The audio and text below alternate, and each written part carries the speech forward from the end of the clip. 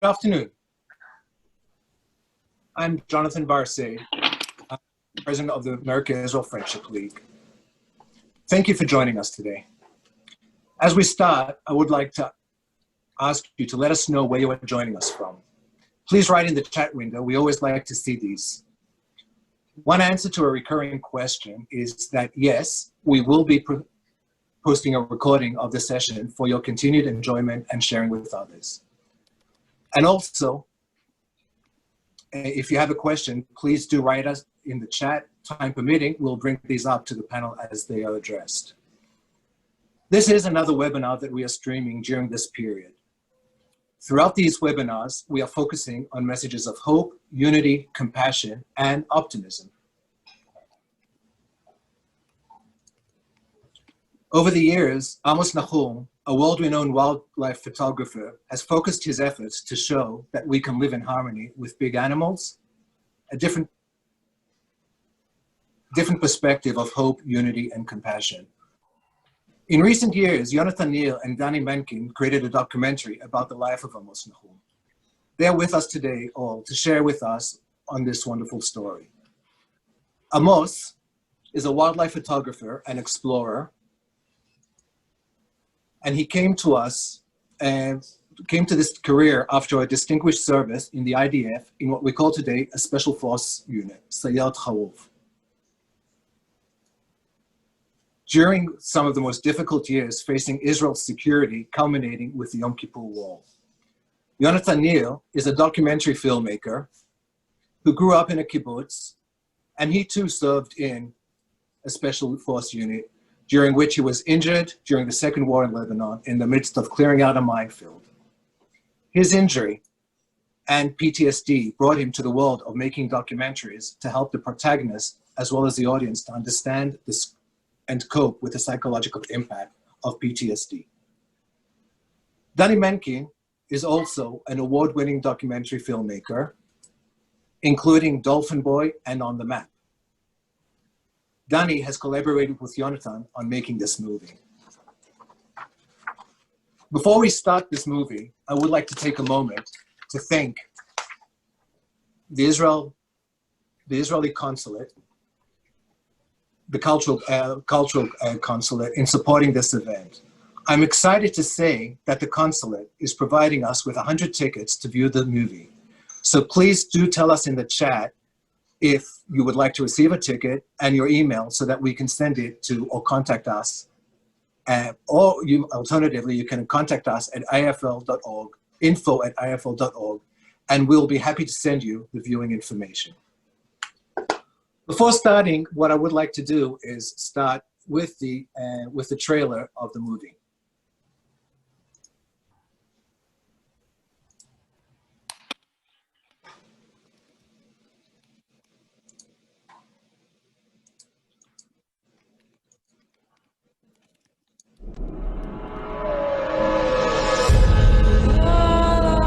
Amos, to me, is one of the best ambassadors of the ocean.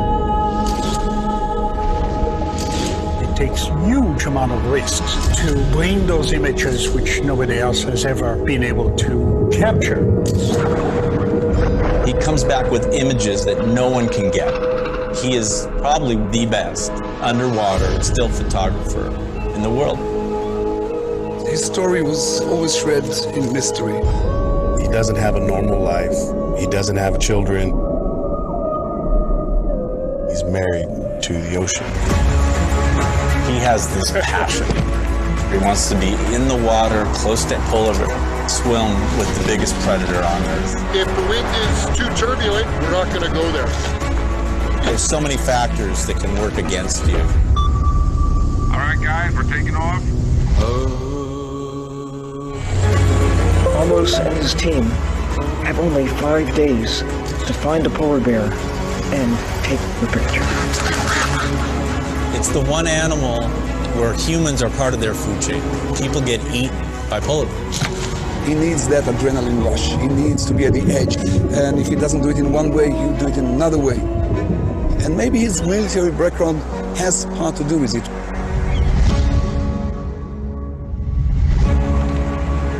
wonder if there is some kind of unfinished business with people out there. Believing in yourself and go all the way for it, no matter what else. And this is all the power of big. No.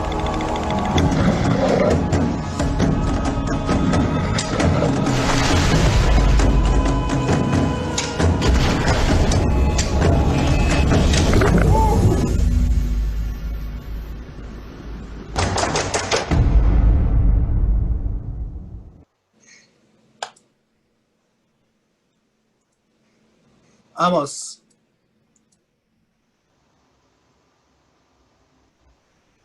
or just,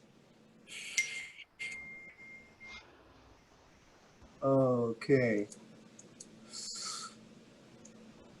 I apologize, but not many people have the privilege, basically, of a documentary being made about their life. How does it feel? I feel privileged and feel very, very proud of the team, and to prove that a team of people work together with honesty and dedication can achieve more than anything else. Almost like the movie Gladiator.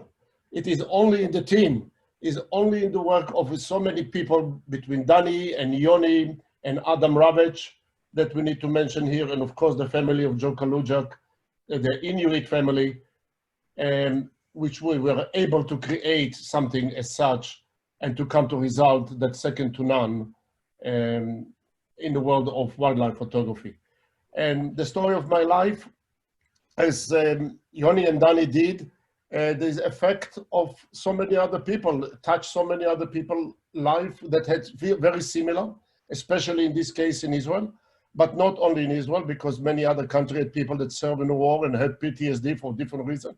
So if it helps somebody else to overcome it, I'm really privileged to be the person that through me, the story was told. Thank you. Yonatan, why Amos? I mean, what made you choose to make a movie about him?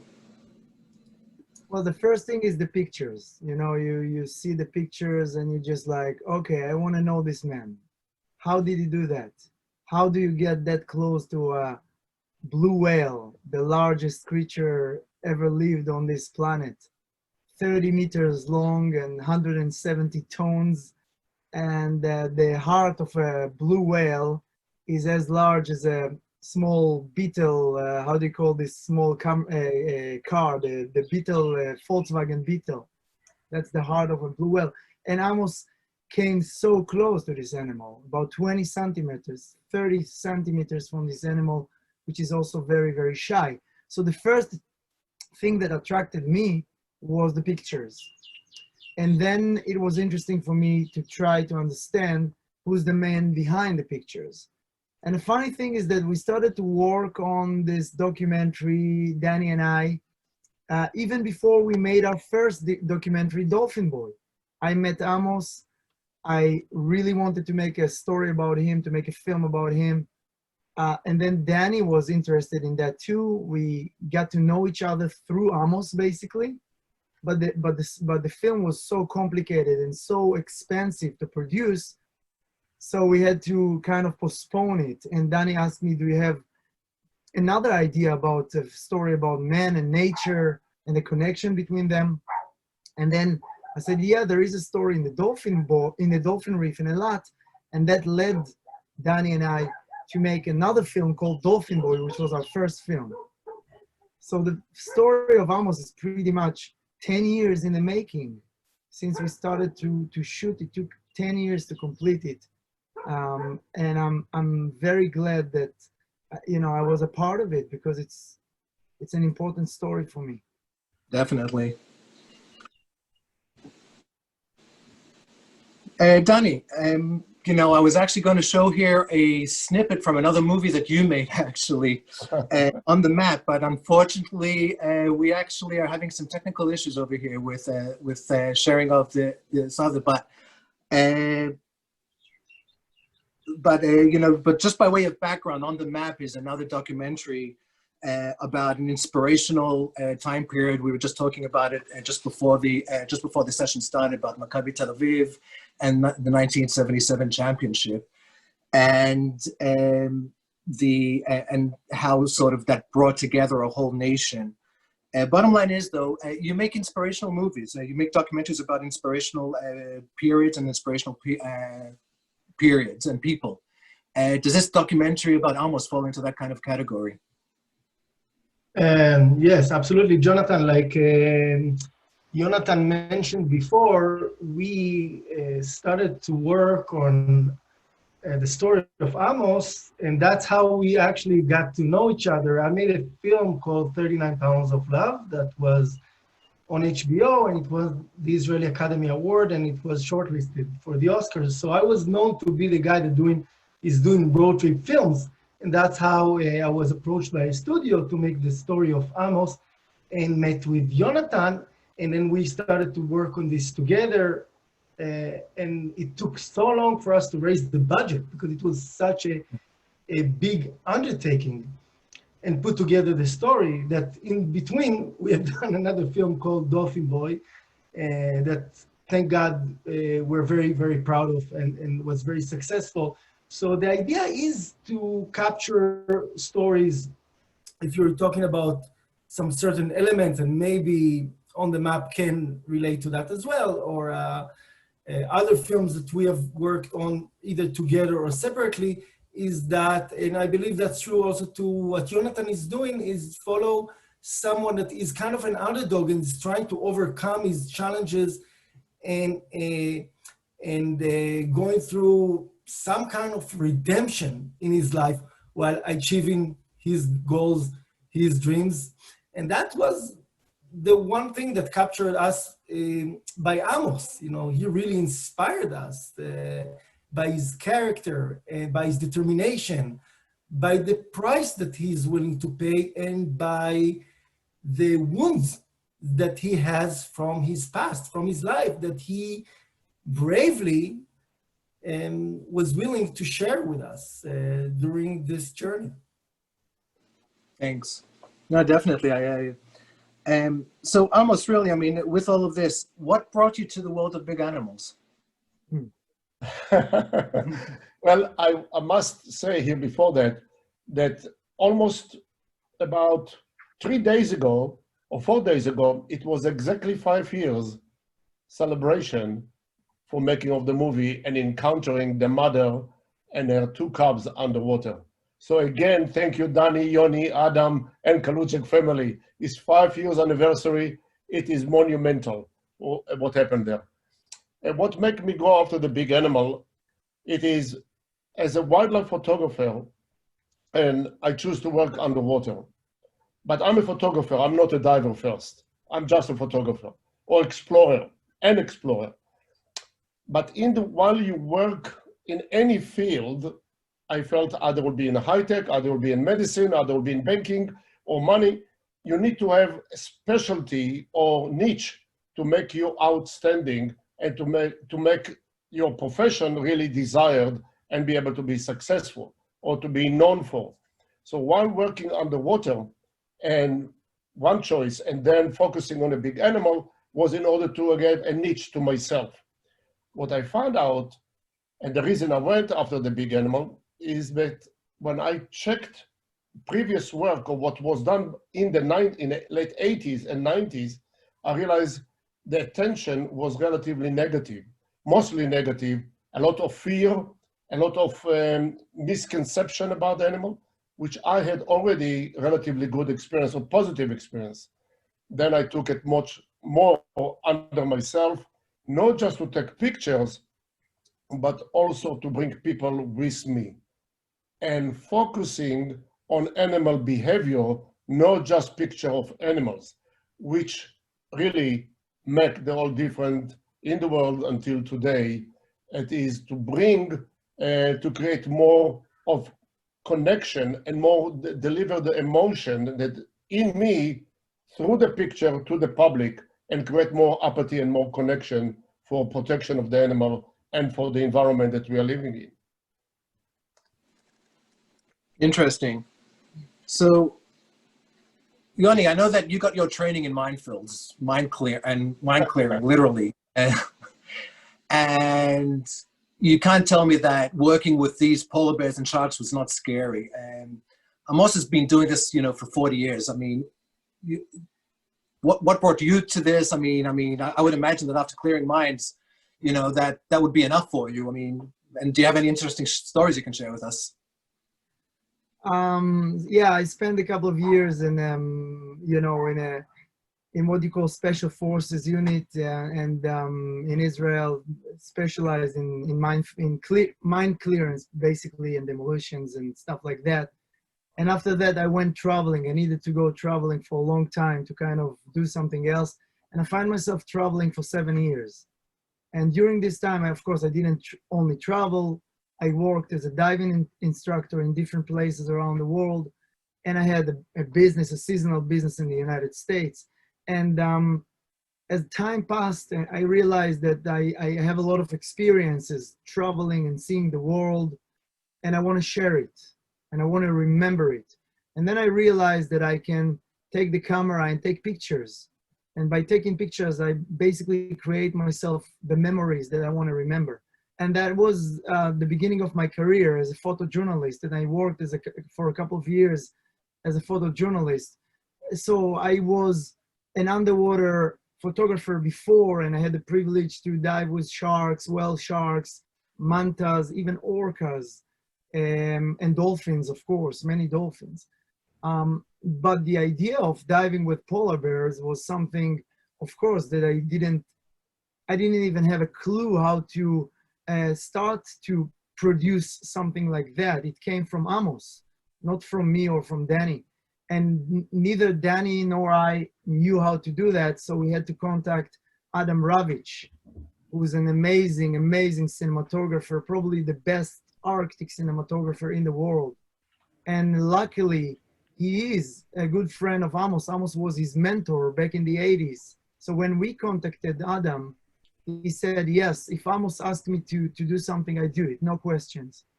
And then for months and months and months, we had to work on preparing this operation. And this is where I think my training in the army was good for me, because I knew how to prepare myself and to prepare a team for such a complicated operation. We're talking about thousands of items that we needed to take with us, more than two tons of equipment that we needed to fly to this really remote location. And you have to have this combination between knowing that you want to come with a very strict plan. You want to have plan A and plan B and plan C, but in the end of the day, you are somewhere in the Arctic and everything can happen and you have zero control. So in this kind of situation, what you have to look after is basically, you look at your team, and that's the most important thing. We work with a very small team of people that trust each other. Danny and I had a lot of experience together. Amos and I had a lot of experience together. Amos and Adam had a lot of experience, and Adam and the Inuit family had a lot of experience together. So this way, we trusted each other. Not saying that we didn't have any conflicts or didn't have any problems on the way. Yes, we did. But we knew that we sit together, and with full transparency and with open heart and open mind, we can solve everything. And we had enough a common background, and we had a specific goal to look for. And we knew that we want to create something positive, something with hope, something that will lead more people to love nature, to love the animals that we must protect. So that was the goal, and that's how we got through all the troubles and all the difficulties and the obstacles on the way. Wow.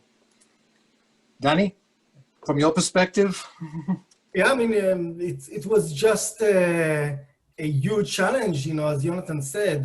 Personally, for me, as you know, I am much more experienced in basketball court. I'm coming from the sport world, and not in the Arctic. I mean, you had to see that we took, I think, 6, 7 connections. How much it was, Yonatan? Like 7 from San Francisco and 9 from Israel. 9 flights from it Israel. was like just too much. And then, yeah, and after doing all that, when you will see the movie, which, again, thank you for the consulate for donating 100 tickets. Whoever wants to see the movie, we are showing it on our website, on pictureofhislife.com. So please check it out and spread the word of mouth, flavor of love. What?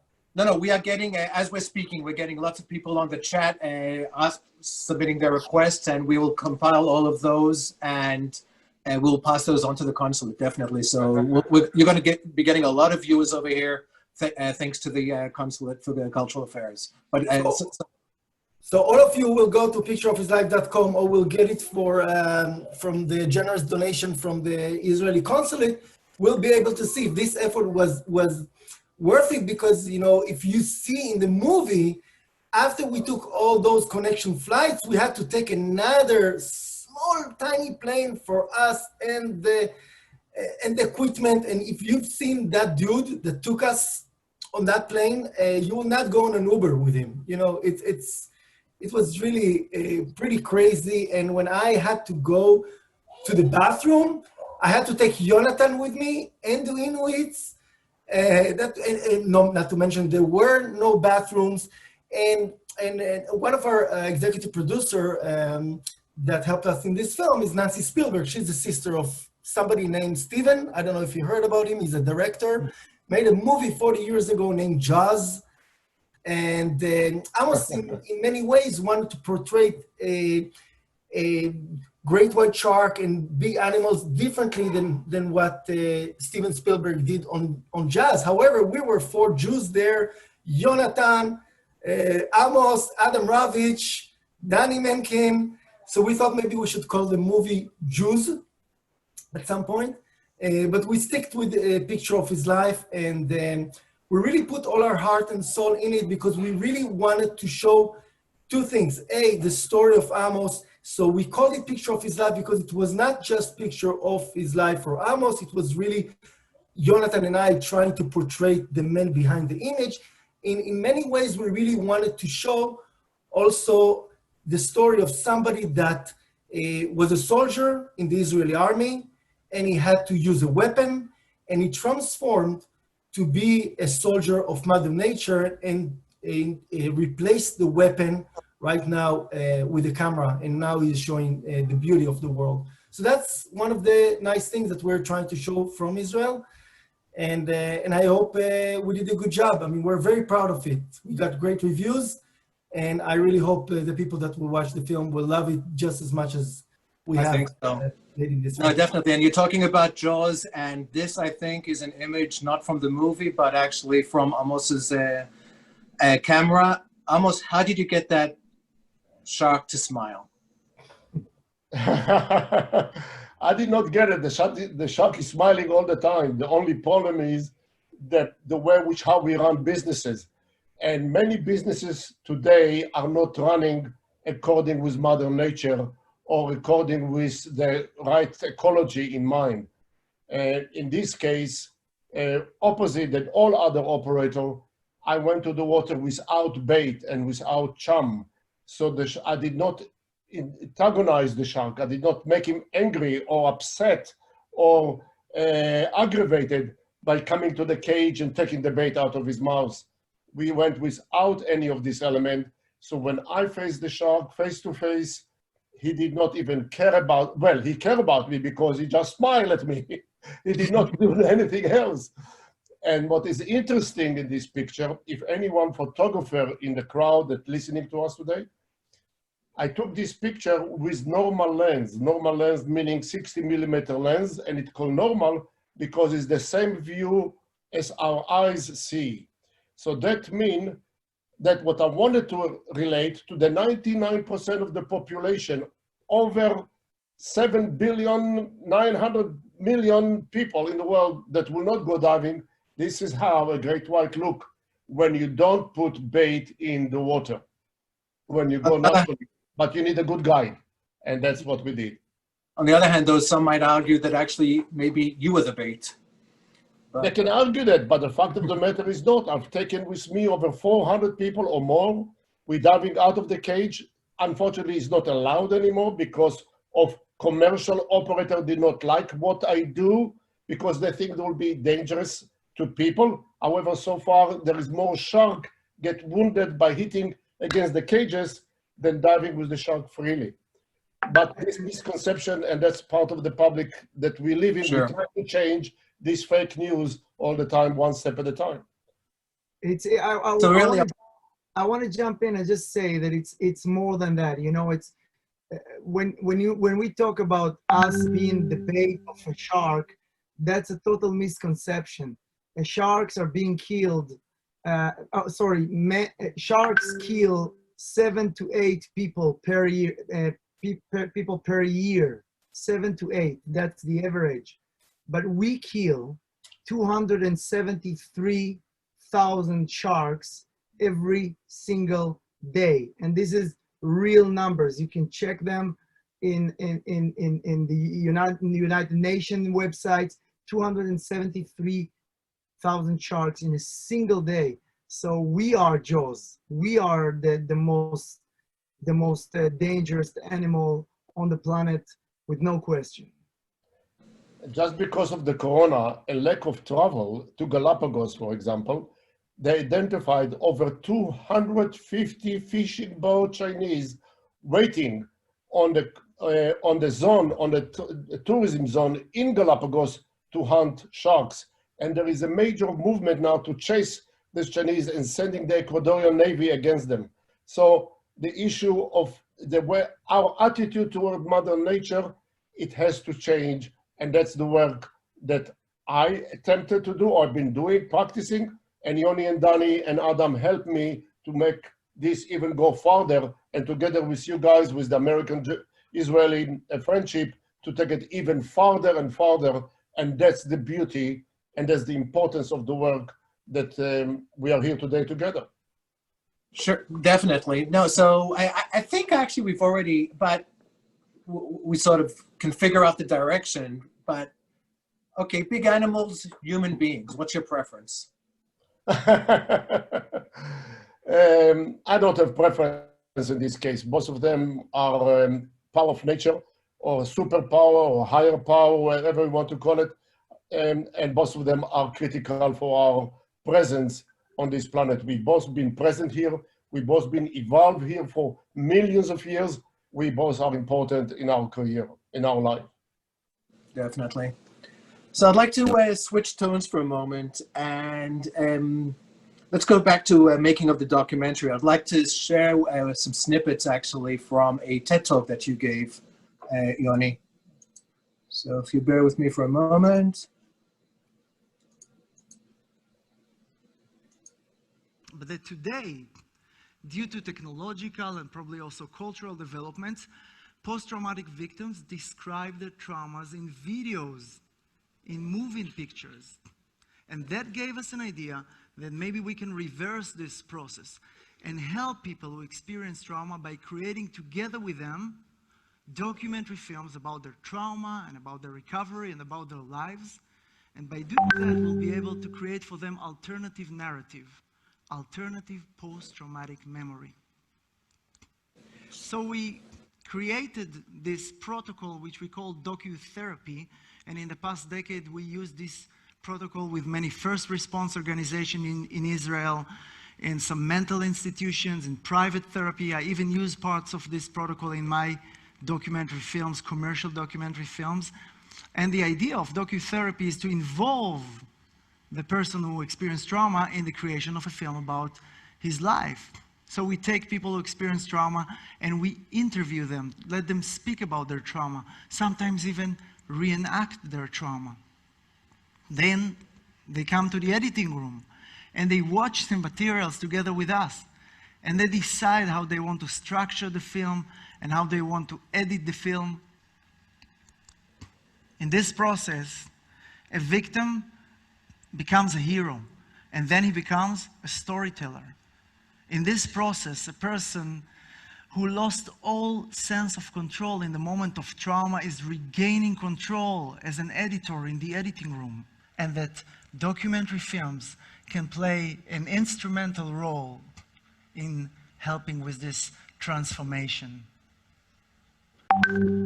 Following Dolphin Boy, I've made 4 other feature-length documentaries that reached many millions of viewers around the world in many countries. They were translated to dozens of languages, and all of them are dealing with pain and trauma, and I don't think I would be able to make them without my own personal experience.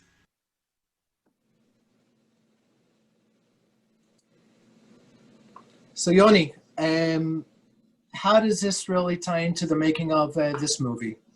How does this philosophy tie it in? And also a question in the meantime, also from the audience in that regard is, how do you think, or does Amos's wildlife work help to overcome his war traumas? Well, I think that docu-therapy is not a technique yet.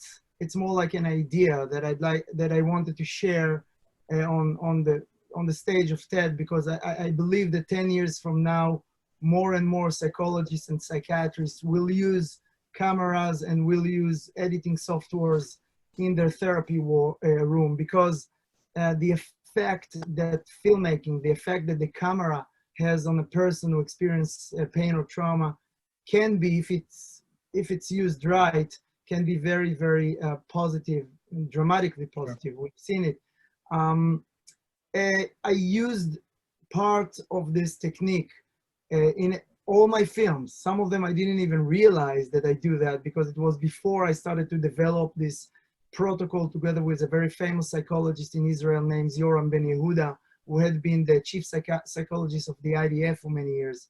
I think that Danny Menken in 39 Pounds of Love, which is an amazing film, was also doing some kind of docu-therapy with his protagonist. So many, many filmmakers are doing that. But I try to really work with psychologists and fit it into some technique, or some, not technique, but set of ideas that you can use. How did we do it with Amos? Well, we didn't really know that Amos suffers from PTSD when we started to make this film. I knew that he was in a special forces unit. I knew that he was in the Yom Kippur War. My father was not far away from where he fought during the Yom Kippur War, so I knew, I had a sense that, you know, that he has seen and witnessed some very difficult things during his military service, but he didn't speak about it with us. And then one day during the shooting, he opened up, and I don't think we pushed him to do that. That's one of the things that I've learned while making documentary films about people who experience traumas. We didn't push him to do that. We just said one day, it was a rainy day. Danny and I were a bit depressed, I would say, because it's another day that, you know, you want to shoot the bears, and you can't go out with a boat, so you cannot look for the bears, you cannot find bears. What's going to happen? Another day is passing. You know, we have a contract. We have to bring a film in the end of the day to the European broadcasters that invested in us. So we were a bit stressed. And then Amos came into the tent, all smiling, and he was like, "Hey guys, the sun is out." And I said, "Yes, we go on the boat." And he said, no, we can't go on the boat. It's too windy, but maybe we can walk a bit in the island. And even the sun was not out, but it stopped raining. So we went out, and in order to go and walk in the island, we had to take a rifle with us, because there are bears all around that can come, and they're very quiet. They're very, very big, but they can come very quiet. So we took 2 rifles with us. One of them was held by one of the Kalujak families, who was our guard, but the other rifle was held by Amos, because you know, the guard was a bit far away. So Amos took the gun and just shot a couple of shots into the ocean, just to see that the rifle is working well. And it worked well. And the smell of the gunpowder brought the memories. And then he started to speak about it totally naturally, about the experiences from the war. He chose to walk and just to lie on a big rock on his back. And then he started to tell the story. And we didn't even, I think Danny was pretty close to him. I held the camera, so I was far away. But I think both of us were really, really quiet. We just listened to him. And it was a moment of just, you know, very unique and beautiful moment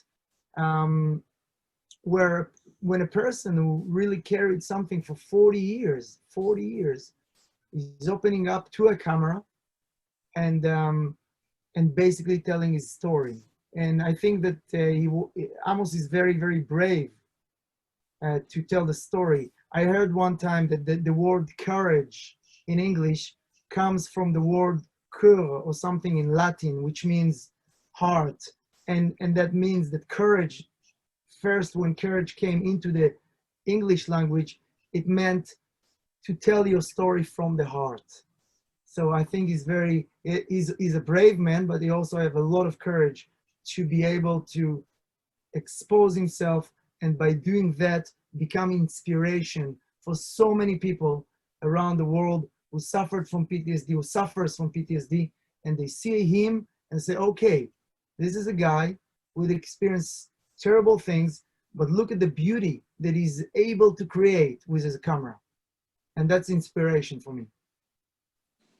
Definitely. Amos, I mean, what was the most difficult part for you in making the movie? There was not any difficulty making the movie. I guess the time when Yoni asked me to participate in editing the movie or asked me for my view, and when I gave Yoni the carte blanche, I said, Yoni and Danny, I trust you, I count on you, do the right things the way you feel like and what you see there. And that was because indeed I am trying to have as much direction as I can in my life. I did it most of the time and I do it till today. I never worked for anybody else except in the service. But come to a point where Yoni and Danny asked me, what's my opinion? I had to look at myself to say, can I do anything there? Or should I get involved? And that was difficult time to say, guys, I count on you, I trust you, do the best you can, and we'll go with it. Indeed, later on, Danny in particular, remember, we came in to make some changes, but they were minor compared to the gestalt or the full picture that this guy did. And all, again, thank you, Yoni, and thank you, Danny, for taking the responsibility and carry that for so long.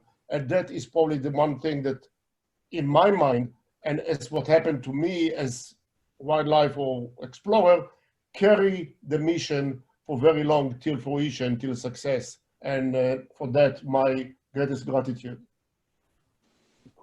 So Yoni, one of the things one learns in the army is, how to prepare and train, and then you retrain basically, and then you train once again, so that the bottom line is that when you face reality where you don't have control, the response is pretty much automatic. I mean, you know how to respond. And how's this apply to when making documentaries about nature? Well, you have to have persistency. You have to carry on, as Amos said. You have so many moments of despair, and when you lose hope, and you have to find the hope within yourself. I could not have done it without Danny. There is no chance in the world that I could have made. I actually started this film before not this film, but I met Danny, but then there was a time that we worked on Dolphin Boy, and I tried to push the story of Amos forward. I couldn't do it alone. I needed someone like Danny, who was it was a very special person, and trying to stay positive. Staying positive in filmmaking is a very, very important thing, because there's so many reasons to lose hope, generally in life. But when you're doing documentary filmmaking, when that's your job, there's so many reasons why this thing will not work, And if you stick to the negativity, then you will find it. And if you try as hard as you can to find the positivity within yourself, this is what you're gonna meet. It's not for sure. You can go to the Canadian Arctic, spend a week there, and never see, and you will not see a single bear. That's a possibility. We knew that's a possibility. So we had to trust each other, we had to trust Adam, and we had to really hope for the best. We had no clue if it will work or not. But I think that when you know that what you do is the right thing, and when you work with the people that you love and respect, then your chances are much higher for something positive to happen. So really what you're saying, it's all about the teamwork. It's about the teamwork, and it's about the inner work, you know? Danny is doing a lot of meditations and sports for a year, and I also started it a couple of months ago when Corona started, and it helps a lot to focus and to look, to find a hope. In any given moment, you can find hope. Sure. Well, I think one of the things really that you also learn in the army is basically is really the reliance on your teammates, knowing that they're going to be there and do what, you know, that you don't have to look backwards, basically, you know, they're going to be there next year. So, but I'm also, really, do you find also that your army training has helped you when you prepare for these kind of trips? Absolutely, no question about it, hands down. It was remarkable. It is something that I took with me when I had still business in photography and diving, and I was developing many of the first liveaboard dive boat in the Red Sea, 1978, and then expanding the concept of liveaboard dive boat and many other parts of the world to Galapagos and to Papua New Guinea and to the Maldives. This is the early 80s, but I saw the destruction on the reef, and I decided not to be part of it. And I went for 2 years searching for Spanish galleon in deep water along the coast of Florida, all the way to the Dry Tortuga. And then to decide to become a wildlife photographer by profession and focusing on the ocean giant, I had to take account of my own skills. And I sat with a group of friends, about 5 or 6 very successful businessmen in New York. We're sitting together for dinner that I invite them, and I asked each one to give me an input. What do you think I should do next? And they know me because they travel with me. And one of them sent me to diamond manufacturing, another one to exotic cars showroom, and one to real estate. It was a bizarre night. After 2 or 3 days of sitting at Central Park in New York, but under the tree, and thinking to myself, I said, what am I doing? Where am I going? Let's count on what I have naturally. And I look at my military experience, I look at high school experience, I look at my leadership, I look at what I did photographically. I said, okay, let's put it all together, create different kind of expedition, which are for protection of Mother Nature and for the animal behavior, and move along with that and lead the people by example. And that's what the military experience played very big role in it. As it said in our good Bible, or in any, how do you say it in English? But in Hebrew, kititu harbotam leitim. And they turn the plow in, then they turn the weapon into plows. And that's was, I have always went after beauty in life, after what happened or what I've seen or was witnessing, especially in the war before the 73 war, during the how do you say the war of attrition. The war of attrition, and the shelling that was over our fortified units, fortified bases along the Suez Canal, which was awful. Nights after nights, bombing everywhere. It was, you could not sleep. You become into post-trauma. And then the war itself, I was released from the army, and then the war happened, and I left the university, ran immediately to my unit, or what's supposed to be the unit. And together we fought in a Chinese village, one of the bitter battle in Israel history, to creating the beachhead for Ariel Sharon forces to cross the canal. I did not know that I was on post-trauma, but something inside me turned upside down. And as Yoni mentioned, and I realized, I was quiet for many years about this particular issue. My internal force promoted me to do something different. And funny enough, as Yoni know, after this, I went to do fashion photography in Israel. It was with the leading fashion photographer in the country. And well, fashion photography did not really capture my imagination and my drive or the adrenaline rush of the war, if you want to call it, of the military. And I went to do some war photography. But the war photography did not satisfy my desire to learn something new or to bring something more fresh and beautiful or interesting to life. And then when I went into exploration and into the water, taking the camera with me into the water, coming back to what we started, I'm a photographer first, not a diver.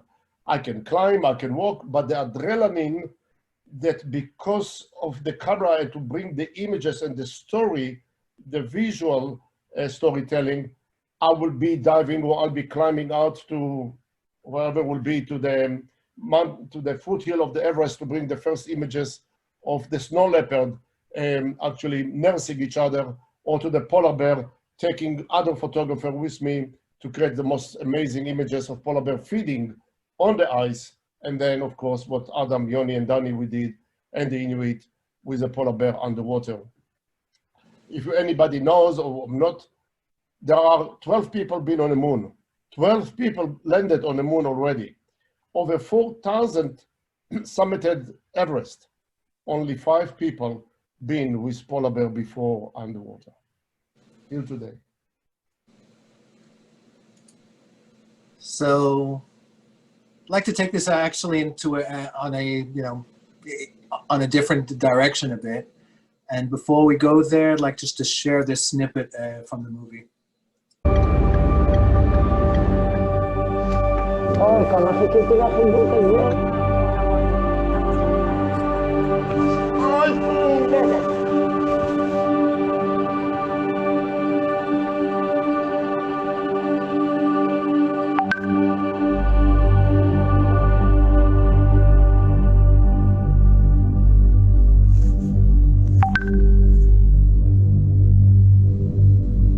רציתי לעשות אותו נגר, ליד צלם, אני לא רוצה להתחתן. לא מעוניין להתחתן. להביא ילדים, לגדל בית, כל מה שהוא יעשה, כל מה שידע נשאר בשבילו. האדם שאין לו אחריות הוא אפס, האדם שלא נותן למישהו אחר מה שיש בו קצת למישהו אחר הוא גם אפס, כאילו לא עשה שום דבר בימה, הוא צחק מול הראי, אז הוא צחק על עצמו.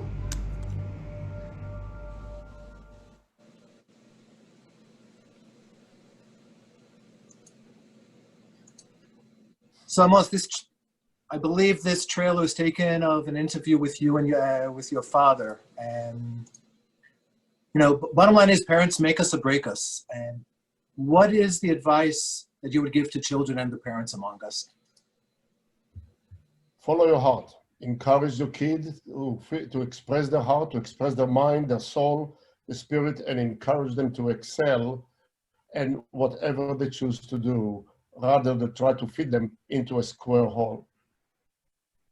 The mother nature, the power of the brain and the heart, the power of the heart over the brain, it is much more interesting or much more powerful and much more longevity and reward that only work toward making money and buying another home or second home or another car.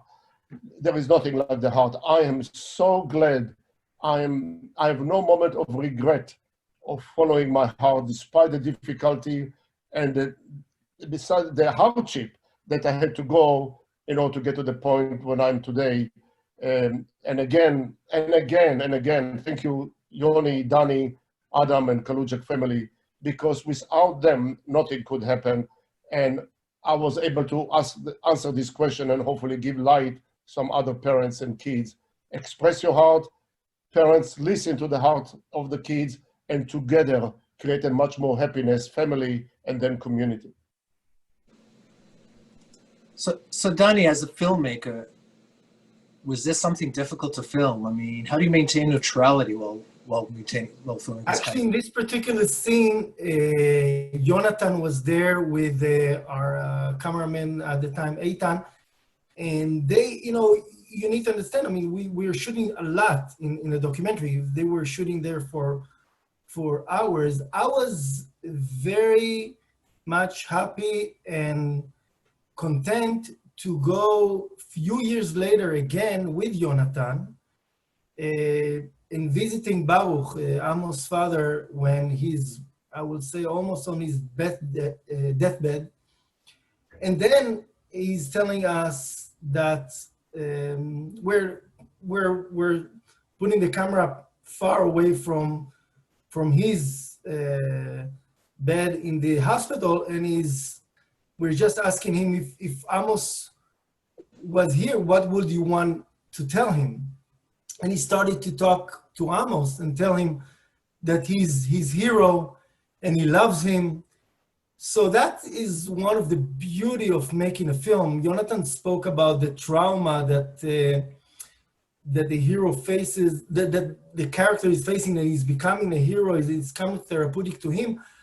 I would say that in many ways for us making a film, it's a therapy.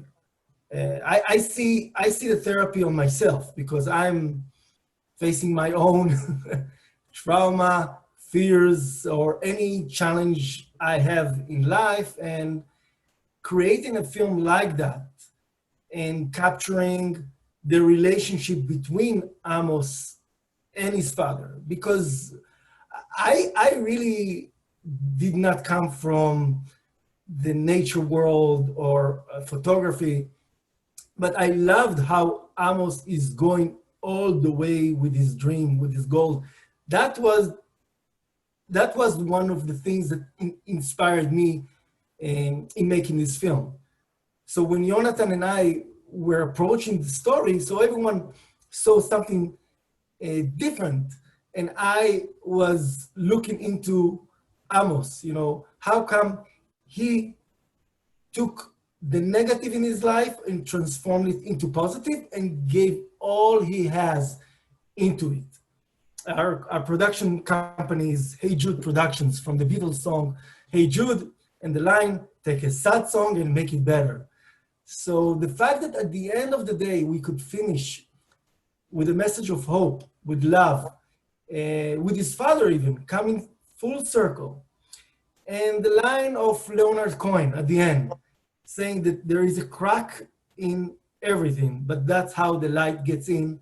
That's almost, I would say, for Yonatan and I, why we went through all this, sorry for my language, shit, and made this film, because it's really hard. We're chasing after money. We're not getting rich out of it.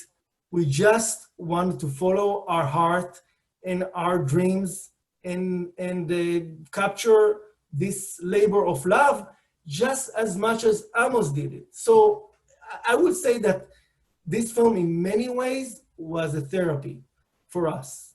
Hard therapy, but that's what it was, at least for me. That's how I felt. So I'm very proud, and I hope the audience that will watch this film will feel the same way. One of the things that I wanted to mention is that I was very pleasantly surprised that this film is very good for kids. I mean, I thought my kids are 7 and 11. Yonatan has kids about same age. I would think that they will fall asleep after 5 minutes, because it's not a fast-paced film. They're usually watching TikTok. Yonatan, I don't know if your daughters are also into TikTok. It's crazy. It's like, oh, TikTok. Amos, don't even go there. It's terrible. But really, everyone is about 30 seconds. And we have made here a film, 1 hour and 10 minutes, slow paced. And I am in awe. Just before the pandemic, we had a screening here in LA, with the Israeli Film Festival. We won Best Audience Award. 25% of the audience were kids. That was amazing. And I'm very thrilled about it. So I hope the audience will continue to inspire us, and we will be able to make more of those kind of films that will uplift people. So I'm also the movie of Ossie Perry, was very reckoning, which is continue on the same direction, which was really stunning when I saw it together with you in the gala, in the premiere in New York. In the Jewish Film Festival in New York, yeah. Okay, so Danny, I think you need to be careful because the direction that you're going is that pretty soon your subjects are going to start charging you because apparently you're getting as much therapy from this as they are. Yeah, absolutely. Yeah. By the way, they are. Yeah. By the way, and just so you guys know, and we're getting some great comments over here, and one of the common things in the comments is that people are really appreciating how open you guys are and about everything, and that that this openness and your insight basically is really providing them with an inspiration. So you guys are making a very good and strong impact. You know, Jonathan, when we started to make a Dolphin Boy, Yonatan and I, we did not know that this would be a journey for like 4 years, and there was no money. And I just told Yonatan, there will be no money in it, probably, for sure at the beginning. We didn't know that we will sell it. We sold it pretty nicely to many countries, thank God. But at the beginning, Yonatan, remember, I told him, we will be paid by dolphins. Just by the fact that we will have this therapy and we will be able to be by dolphins, that's how much we will be paid. And honestly, at the beginning when we were with Amos, we said, we're really following our dream by being inspired by somebody like Amos that can sharpen our saw in our ways of going all the way with our dreams, with our inspiration, with our work. So really, yes, we're really working on ourselves by making those films, and hopefully we're becoming better and better and better, which is another Beatles song. So before we start wrapping up, I think you started to tell us that you have a movie about Ossie Perry, and which is another inspirational story. But just going around the table, the three of you, I guess, what's next? What do you guys see? How do you guys see things after the pandemic? Amos.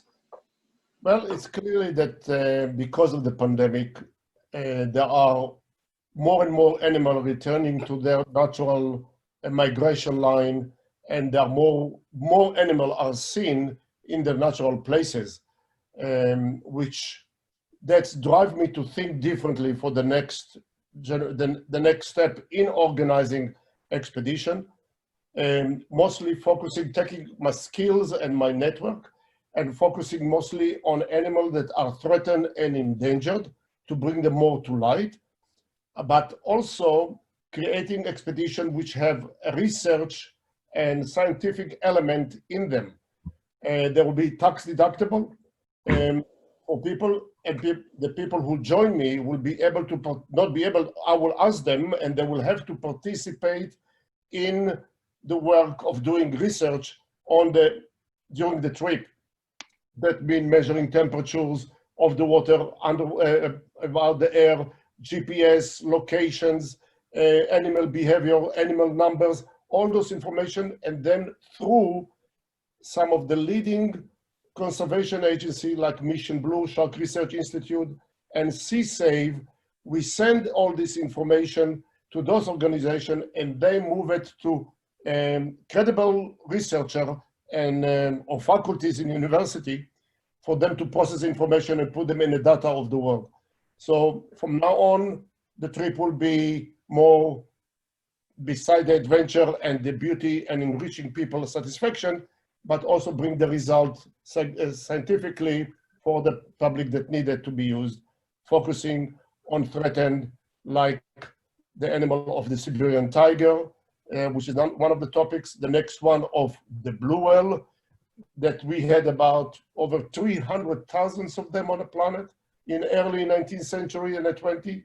Today, less than 15,000 worldwide, and go on also for clouded leopard and other animals such that I have in my research accumulated and creating those kind of options for public to see, experience, and deliver information firsthand. Great. There's a suggestion over here from Charlotte that you might also want to consider raising money through a FundMe page. Just an idea through crowdsourcing.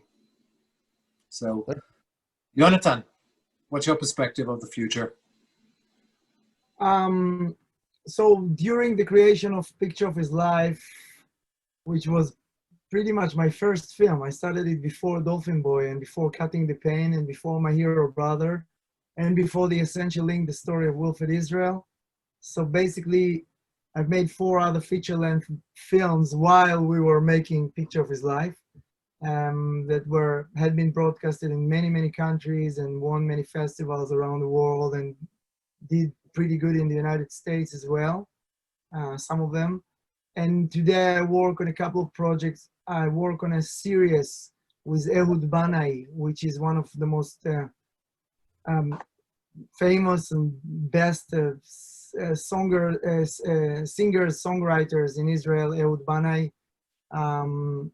It's a series that is happening during the Corona time where it's impossible for singers to sing in front of big audiences. So he's basically taking an old car, a 1977 Volkswagen double T, that's how they call it, double cabina, and he drives Israel and he meets people and he tells his story and his amazing, amazing body of work and it's going to be also a soundtrack that will be released not as a CD, but as an album. The other film that I'm making is with another very famous photographer from Israel named Alex Libach, who won the Israel Prize a couple of years ago for his photography. And we work in a mental institution to teach phototherapy, people with PTSD, together with, inside the mental institution, but also go out to different locations in Israel and taking pictures, and through the pictures, the stories are coming out, and it's very interesting. I have 2 big international projects about animals and about extinction of animals. One is called Where the Animals Go, which is a big series, and the other one is about sharks, extinction of sharks, which we hope to complete by the end of next year. And a part of that, we are very busy distributing and showing Picture of His Life all over the world. We're going to be in some pretty important festivals soon. I'm not allowed to speak about it, so I'm not going to speak about it. But it's happening, and it's really nice how something that you worked on for so many years is coming to life. Thank you. Danny, final word. No, I'm continuing to take a sad song and make it better. So right now, mainly what I'm doing is I'm turning my documentaries into narratives. So I'm writing screenplays about On the Map, about Dolphin Boy, about Olsi, and I write some original screenplay, and all are kind of in the same theme. And meanwhile, besides Picture of His Life, which you will be able to get the link through our website, you can also see more about what I do at heyjudeproductions.com. And yes, soon we're going to bring Olsi also to the world. We started with festivals, as Amos mentioned. We're the opening night of the Jewish Film Festival in New York. We won 2 awards already, and then something happened in the world. We freeze the movie, and we're hoping to defreeze it pretty soon and bring it, because it's kind of like the sequel of On the Map, and it's a story that I also worked with Nancy Spielberg and my partner John Weinbach, who is the producer of The Last Dance of Michael Jordan. So I'm very happy for somebody who worked about an incredible series of Michael Jordan to collaborate with, and I'm also working with him on another thing that we cannot talk about right now. So a lot on the plate, but really it is a moment like this that we are happy to share the story, share the inspiration, and see the reaction from people. That's how we're getting the strength to do this journey. We're very thankful, and we're looking forward to do more with all of you guys. Thank you. So as we wrap up, just one note over here, Amos, what people noticed is that you maintained a good social distancing from the polar bears as you were swimming with them. So you were ahead of your time. But thank you again, everyone, for this. I remind you, if you did not get your email into the chat, please send us your email and contact information to info@aifl.org, and we'll be happy to share with you the tickets that are so generously made available to us by the Consulate General of Israel, the Office of Cultural Affairs with the Consulate. So once again, thank you very much to the Consulate. Thank you again for joining us. As we said, this is just one webinar out of many. We hope that you'll continue tracking us, continue joining us through this webinar sessions, as well as also through other activities at AFL.org. Thank you for an inspirational talk, and we look forward to seeing you all in our next events. Thank you.